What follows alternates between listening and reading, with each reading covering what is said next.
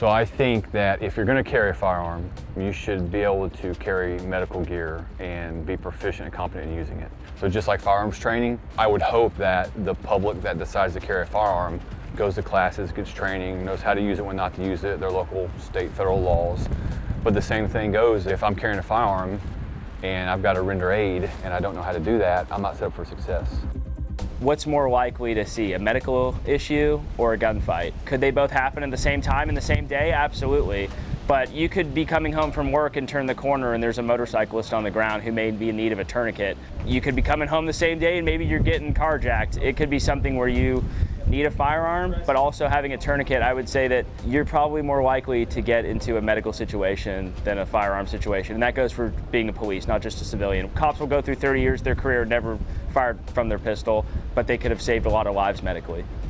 Tourniquets play a huge deal. You're going to see a lot of times that law enforcement is first on scene, primarily because they're out and about. Whether or not it's a motor vehicle collision or some sort of severe traumatic injury, they're typically on scene first. So them being able to do the medical skills and not waiting for EMS and fire to arrive is really crucial in survivability.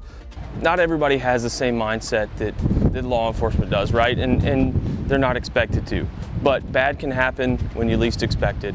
And the more prepared you are for those situations is better, right? So to be able to have a tourniquet, it's a low profile. Even if it's not a shooting, but it's a vehicle wreck or a construction accident, there are day in, day out real world situations that happen that a tourniquet can be applied. I'm a big outdoors guy, so like if I'm out in the backcountry, I always have medical equipment on me because God forbid something happen, you fall off a trail, you get impaled, you get a really bad cut that goes down to the bone and you got to seal that up real quick, stop the bleeding. I mean, it's not just for law enforcement, it's not just for military, like I think everybody needs this.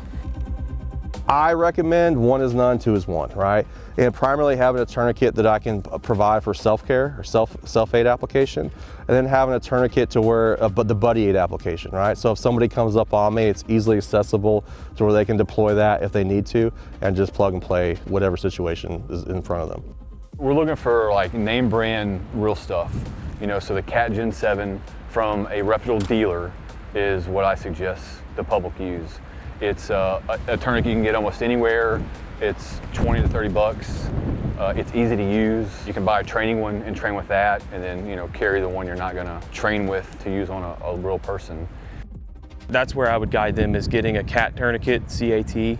It's relatively inexpensive for what it can do. It's worth it if it saves your life or someone else's. Tourniquet, left arm, go.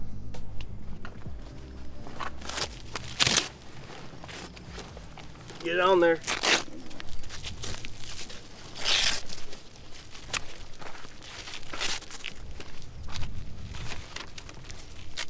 Got 15 seconds.